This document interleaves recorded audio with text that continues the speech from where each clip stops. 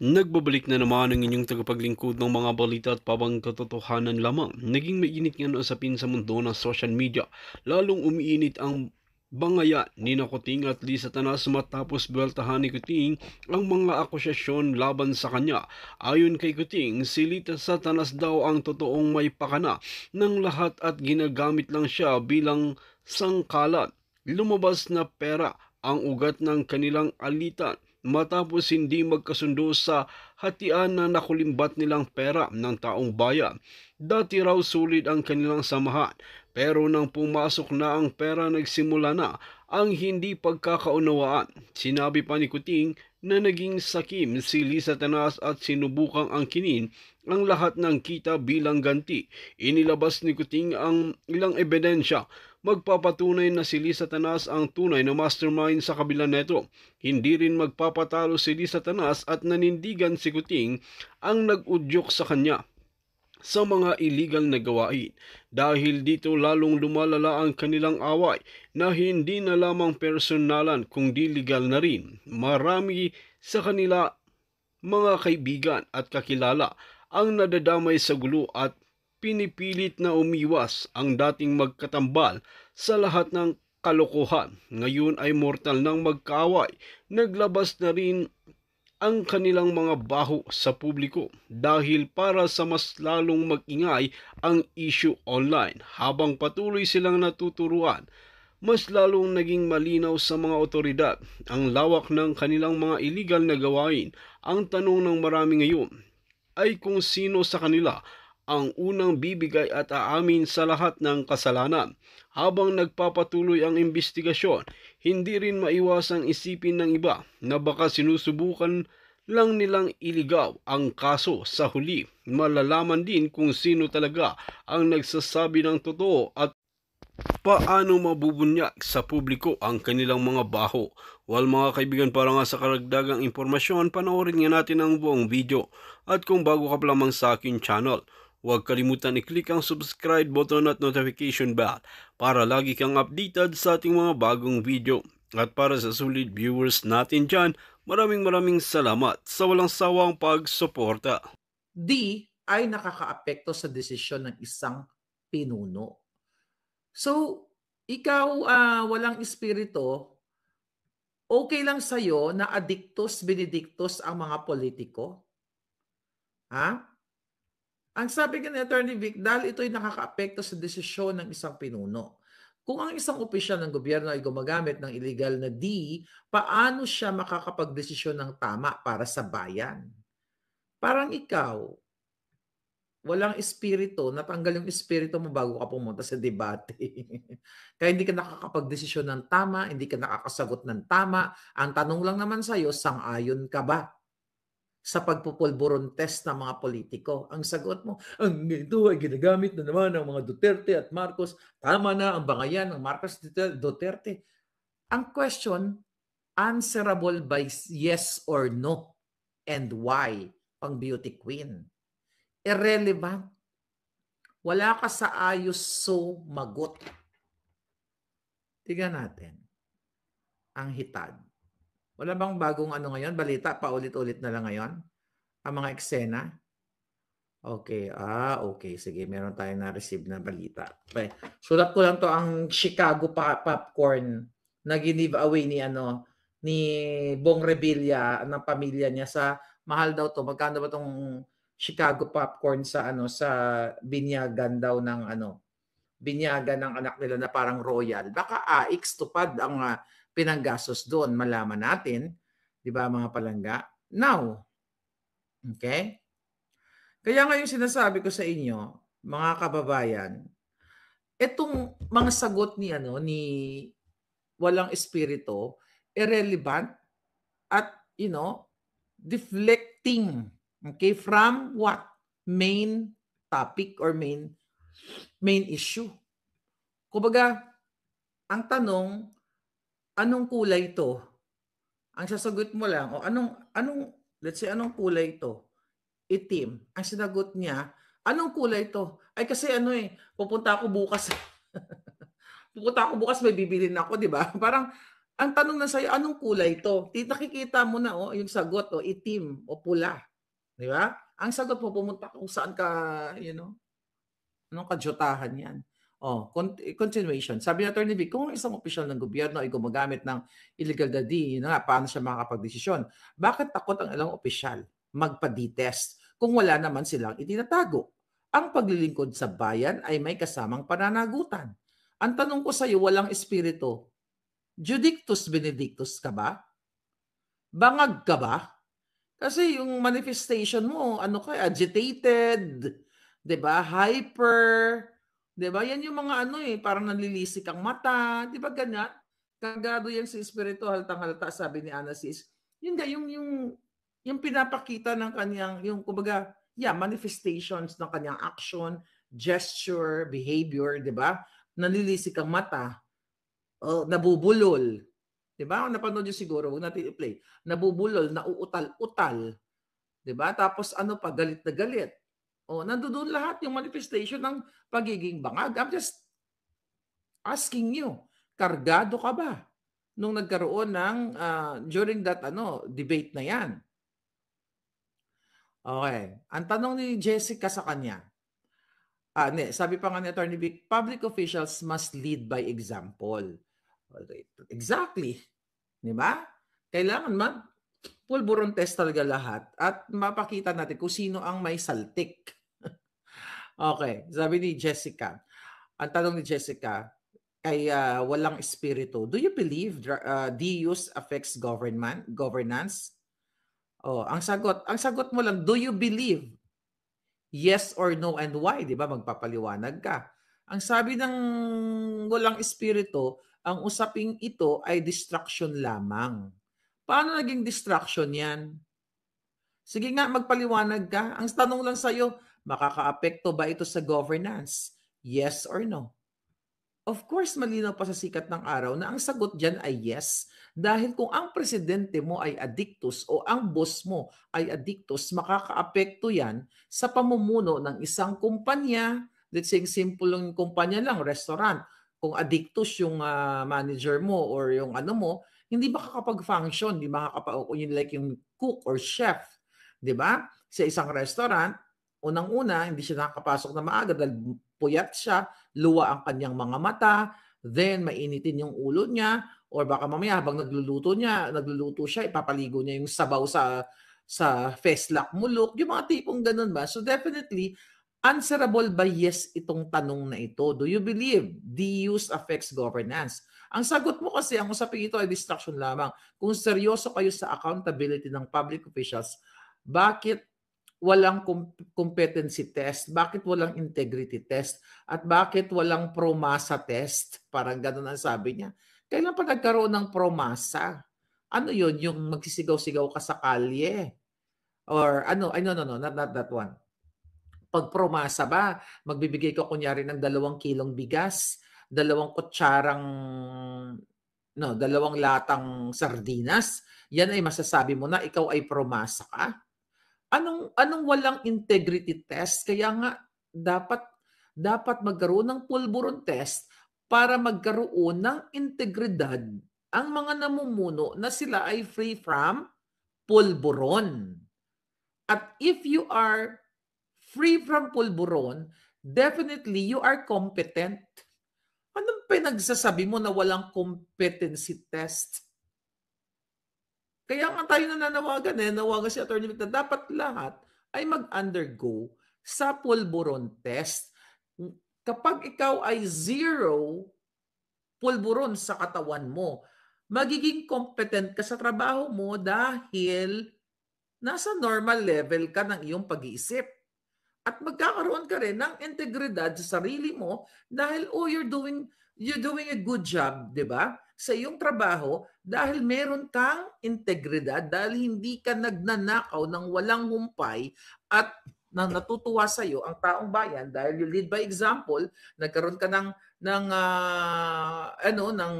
pagrespeto sa panawagan o sa batas na hindi ka dapat nagpupulburon test kasi in the first place bawal ang nag-a-addictus benedictus. So yung sinasabi mo, abogado ka pa namang kanal, walang competency test, walang integrity test, at PROMASA test. Anong kadyotahan yan? Bumalik ka nga sa eskwelahan mo. Oh, you know what? Ka naman mananalo anyway. Sabi niya, kung seryoso talaga, sabi ni Walang Espiritu, kung seryoso talaga tayo dahil dapat magkaroon din ng, yan nga, PROMASA test. Ay, sabi pa pala nito, bakit walang honesty test? O bakit hindi ka honest sa sa pronouncement mo? Kung ikaw ay mahal mo ang taong bayan, bakit hindi ka o gusto mo yung mahal mo yung masa, bakit hindi ka mag-react dito sa bicameral report, ano na to, bicameral reports na kung saan dinoktor o binlangko, I mean not dinoktor, binlangko ng gagong gobyerno na ito. Honest ka ba sa iyong, somehow meron kang taga-supporters. Honest ka ba sa feeling mo? Honest ka ba during that debate? Kung ikaw ba ay nakakarga, whatever kung anong kinarga mo. Kasi nanlilisik yung mata mo eh. Gusto mong lunukin ng buo yung aming palangga eh. Number 56 sa balota eh. Ikam na kam at talagang pagngiti-ngiti lang. Ayop, napapanood na Attorney Vic. Attorney Vic, sa iyong reaction, talagang ang interpretation ko doon, yung nakasmile ka habang galit na galit sa iyo yung kalaban mo, parang, ang bobo naman ito. Di ba? Sabi ni Walang Espiritu, kung seryoso talaga kayo, dapat magkaroon din ng PROMASA test dahil yan ang mas mahalagang issue sa bansa. Ano yung PROMASA test? Oh my God, ang VO mo talaga. Tumaas ang presyo ng bilihin, walang sapat na trabaho. Ano pa ulit-ulit to? Ano to? May ikulalya ito? Alright. Tapos sabi nga, mga palangga, okay. Sabi niya, hindi daw siya sang-ayon sa mandatory test. Yun nga, ito ay ginagamit nga lang, political tool, mas mahalaga ang tunay na issue, kahirapan, sahod at trabaho. Itigil ang paggamit ng D bilang distraction sa tunay na problema ng bansa. Ayaw niya. In short, itong taong ito ay pabor siya na araw-araw nakikita niyo sa kalye, sa mga kanto ninyo, sa mga iskinita ninyo, na nanglilisik ang mata ng mga addictos benedictos. Kaya dahil wala na sila sa tamang kaisipan, hindi sila competent, wala na silang dignity, kaya pwede na silang gumurgor ng tao o mangtsuktsak, manggahasa, kung ano pa man. So itong taong itong walang espiritu, talagang wala siyang espiritu. Dahil sinasabi niya, ang tunay na problema ng bayan daw ay hindi pulburon, kundi kahirapan. Alam mo, tama ka na ang tunay na problema ng tao kahirapan. Ang mga mahirap na ngayon dahil gusto niyang makalimot sa kanyang kahirapan, dahil mahina yung kanyang pag-arok sa kanyang status ng buhay, nag-end up ang mga kababayan natin na biktima na bumili na lang ng magkano na ba pulburon ngayon sa kanto? 3-10? Hindi ko alam kasi never ako, hindi nga ako nagsismoke kahit ano, wala akong bisyo. Ang bisyo ko lang pagkain at saka kape. Okay? So magkano ngayon ha, Luke? Ano sinasabi mo na ang paggamit ng pulburon bilang distraction sa tunay na problema? Ang pulburon ay tunay na distraction sa buhay ng mga anak mo, kung may anak ka, pamilya mo, kapatid mo. Gusto mo ba one day yung anak mo, asawa mo, bigla na lang aratayin ng mga addictos kasi ayaw mong tutukan ang issue sa pulburon test na to. You don't deserve na magkaroon na ma-elect ka ng taong bayan. Doon ka sa pusali, doon ka makipag-jamming sa mga pulburonic. Kasi mukhang pare-pareho naman kayo ng behavior, di ba? Ang tunay na problema ng bayan ay hindi droga, kahirapan, mga ganyan-ganyan. Mga palangga, mapalad tayo dahil meron tayong politiko, or not politiko, na kandidato na sumusuporta dito sa dapat magkaroon talaga ng batas na mandatory drug testing para magkaroon o maibalik ang tiwala sa mga politiko at dapat they are accountable sa mga kahayupan nila. Katulad na lang ng ginagawa ngayon ng HUAD Committee, TRICOM and everything. Diba? Mamaya pupuntahan natin yung TRICOM uli, diba? So nagpapatunay na itong si Espiritu ay upos ng upos kontra ng kontra na ito ay politically motivated at distraction lang ito, pero hindi niya naiisip na ang number one na problema ng ating bayan, problema ng mga OFW, problema ng pamilya ay ang talamak na pulboronic government sa pagbagsak o bentahan, talamak na bentahan ng pulburon sa Pilipinas. Kaya nga dito sa amin sa Amerika, ang aming bagong presidente, sa President Trump, ay inuuna ang mga pulburon cartel. Ibinabalik sila kung saan sila nanggaling. Dahil dito sa Amerika, talamak dito, alam niyo ba, ang daming mga elderly dito na binibiktima ng mga addictus, mga bata pa yung mga addictus. May mga Filipino ako na mga kakilala na mga may edad na, few years ago, 2 years ago, I think, no, during pandemic, merong Pilipino na papunta siya dito sa Kaiser. Okay? Papunta siya sa kanyang appointment, pagbaba niya sa kotse, biglang inagaw yung kanyang bag. Nang laban pa siya ng gano'n, nagpalo siya ng baston pero natumba siya. Then later on, nahuli yung snatcher na yon at napag-alaman na ito ay addictus benedictus. So kaya galit na galit si Lolo Trump dyan sa mga adik katulad ni Marcos. Kaya nga pinagsasakay niya yan sa eroplano, pinabalik kung saan sila nanggaling. Kaya nga inuuna nila mga addictus benedictus kasi walang espiritong kandidato, nabangag na bangag din ang datingan mo kasi napakalaki ng problema kapag ang isang bansa ay pinamumugaran ng mga addictus katulad ng nasa Malacanang.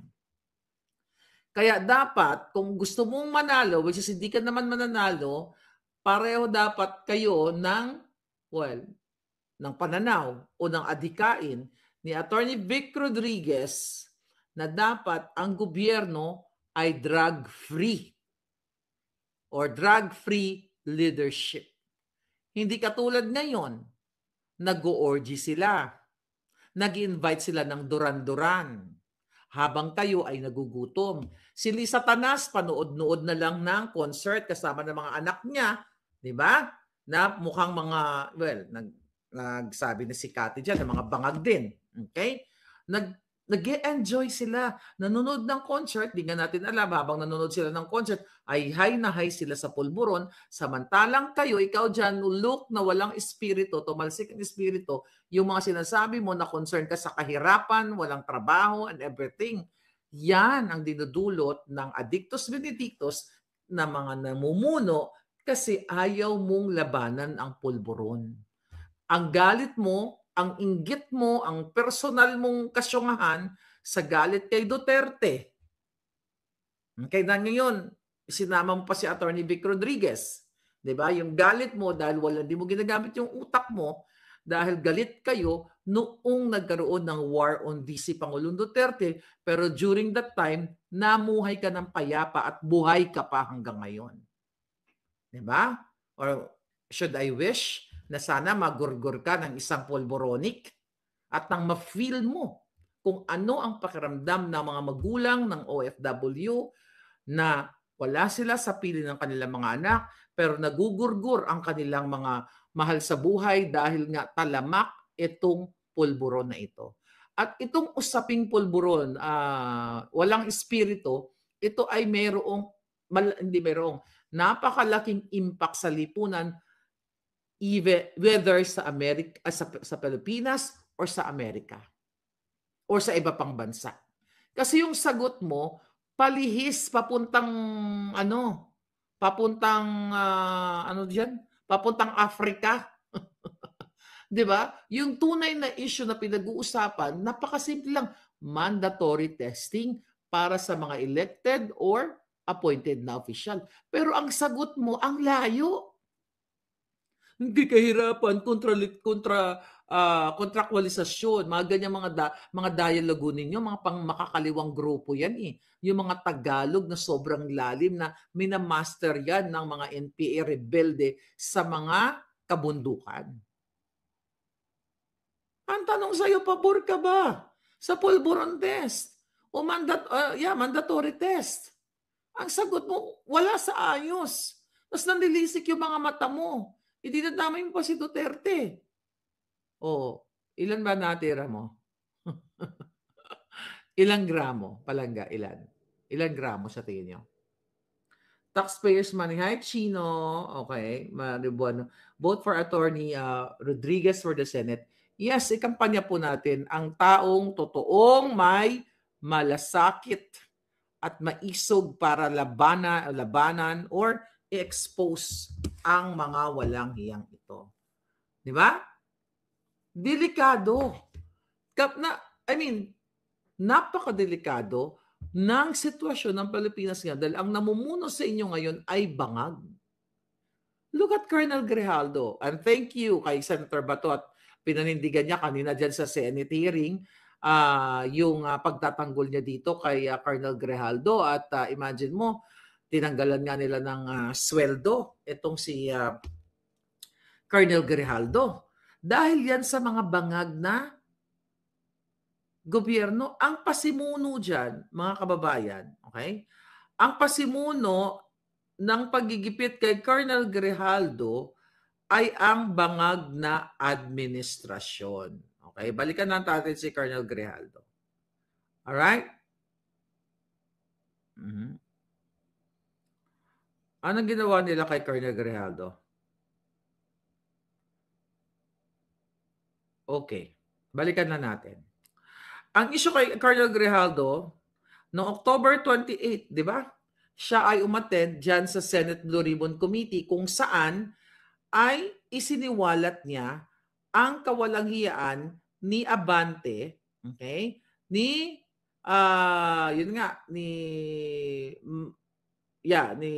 Congressman o representatives Abante at itong si Hubadero. Okay? Na pinilit nilang ipa-confirm kay Colonel Grijaldo yung testimonya nitong si Royina Garma na hanggang ngayon na out of the blue na, out of the picture na. Kasi hindi natin alam kung talagang nasa Amerika o pinatakas ng mga walang hiyang ito. Di ba? Biglang nawala itong si Royina Garma. So yun, October 28, nung isiniwalat ng ating magiting na police na si Colonel Hector Grijaldo na pinipilit nga siya na i-aminin doon sa Huwad Committee or i-confirm na mayroong reward system sa ilalim ng War on D ni Pangulong Duterte na kapag gumurgur ka ay bibigyan ka ng reward. So noong November 7 ay hindi nga nakarating si Colonel Grijaldo sa Huwad Committee na yon sa pag-iimbestiga nila, di ba? Dahil nga ang gusto ng Huwad Committee, mga kababayan, ay talagang plano na nilang i-contempt. November 7, then November 27, ano nangyari? Hindi pa rin sumipot si Colonel Grijaldo sa kanila dahil nga alam ni Colonel Grijaldo kung anong gagawin sa kanya. Dahil kitang-kita nyo naman nung recent, nung naka-attend na siya. But prior to that, nung December 2, ay nag-undergo ng operation si Colonel Grijaldo at dinukot, well, that's my term. Di ba? Kinuha nila sa ospital ang kawawang pulis na naglingkod sa bayan para i-contempt nila. Kaya naman, nung December 12, fourth time na 1, 2, 3, pang-apat na imbita sa kanya, ayun, dahil nga naduko na siya, pinilit siya or kinuha siya sa hospital kasi ibinlag ko sa inyo yun eh. In-expose natin na talagang pinadalhan ng mga police doon si Colonel Grijaldo sa hospital na yun habang nagpapagaling siya ng kanyang operation. Kaya siya sinight in contempt. Bakit? Dahil pinipilit ni Abante, yung putang inang yan, at si Hubadero na hindi daw nila ginawa ang pag-influence kay Colonel Grijaldo at pagbigay ng papers and dokumento na sinasabi ni Abante at ni Hubadero na ito papel na ito, yan yung part na yan, ayan mag-agree ka lang kay Royina Garma na yes, mayroon talagang reward system. So dahil hindi ginawa ni Grijaldo, ang ginawa nila, anong ginawa? Nung pang-apat na hearing, yun nga, kinontempt at binaliktad. Pero kitang-kita sa video na nagkaroon ng influence itong si Hubadero at itong si mukhang Hubadero Chokchakero. Mukhang Chokchakero yung tsura eh. Di ba? Eh, Chokchak naman talaga yan. Hindi naman fake news yan. Ba't di ka ba Chokchak? Masyondang mukhang Jejimon. Pinasok nila dun sa kwarto. Kitang-kita nyo yung video na yon. At binigyan ng papel na ito, at sinasabi mo pa, abanting gunggong ka, kailan ka mag-retire or ilang taon ka na ba or something. Pwede ka pa mag-general. Di ba? Ang sabi ni Abante noon, may 4 pa na taon na may 4 years pa na natitira si Colonel Geraldo sa retirement niya at sabi pwede ka pa mag-general. So it's like saying, may understanding, may interpretation during the time na sinasabi nitong mga gunggong na ito, si Hubadero at saka si Chokchakero, yan yung bago niyang pangalan ngayon, kasi padila-dila ang hayop. Si Chokchakero at saka si Hubadero na kung susunod sila sa kagustuhan, susunod si Colonel Grijaldo sa kagustuhan ni Chokchakero at ni Hubadero na umayon sa kanilang pagbibintang na mayroong reward during the war on D ni Pangulong Duterte na kapag may nagurgur ay binibigyan ng medalya or reward or award or whatsoever. Di ba? Kaya galit na galit sila kay Colonel Grijaldo. Now, ano nangyari kanina? Pinagtanggol ni Senator Bato at nang makikita mo talaga, mga palangga, okay, tingnan natin. Asa ba yung sinabi ni dito?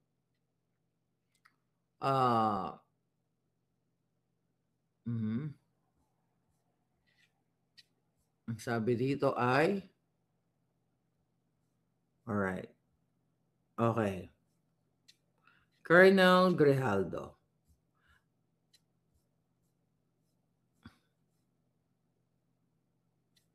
Haba pala nito. Alright. Ayan, Colonel Grijaldo. Okay. So napanood ko yung part ng hearing na kung saan pinagtatanggol ni Senator Bato na parang kinukonsensya na nagpagot si Senator Bato na, kayo mga kapwa-pulis kayo, ganyan-ganyan. Ano nyo to? Bakit nyo tinanggalan ng sweldo? Bakit nyo pinatigilan yung sweldo? Imagine mo yung kaklase niya ni Colonel Grijaldo na kinakausap ni Senator Bato doon. Obvious na napipilitan lang. In fairness, ramdam mo sa mga itsura nila na napipilitan lang sila na tanggalan. Ako, based doon sa yung isang tao doon na kaklase daw yun ni Colonel Grijaldo, na napipilitan lang na tanggalan ng sweldo o ipatigil ang sweldo ni Colonel Grijaldo dahil ito ay utos ng mga bangag sa Kongreso at hindi lang yan, bangag sa Malacanang. Kaya ang tanong ni Bato, ano ang dahilan kung bakit naputulan o natanggalan ng sweldo si Grijaldo? Anong sagot nila? May iba't ibang dahilan kung bakit sinasabi nyo na naputulan siya naputulan, is that the right word? Natanggalan siya ng sweldo o tinanggalan siya ng sweldo. Marami daw mga underlying circumstances, okay, na hindi alam nung kaklase nga niya. So yun yung sagot ng isang pulis doon.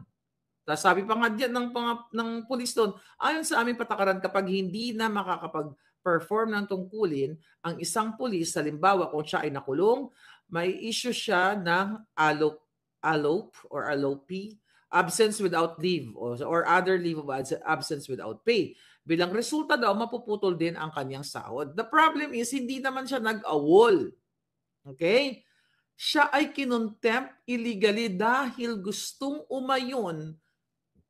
ayunan o gustong ipaayon o mag-agree si Colonel Grijaldo sa kasinungalingan ni Hubadero at Chokchakero. Kaya nga sabi ni Bato dyan, pero may mga polis na may kaso pero patuloy pa rin ang pagtanggap ng sahod. Bakit iba ang naging sitwasyon ni Colonel Grijaldo? Ako nang sasagot sa iyo, Bato. Bakit? Kasi yan ay utos ng Malacanang.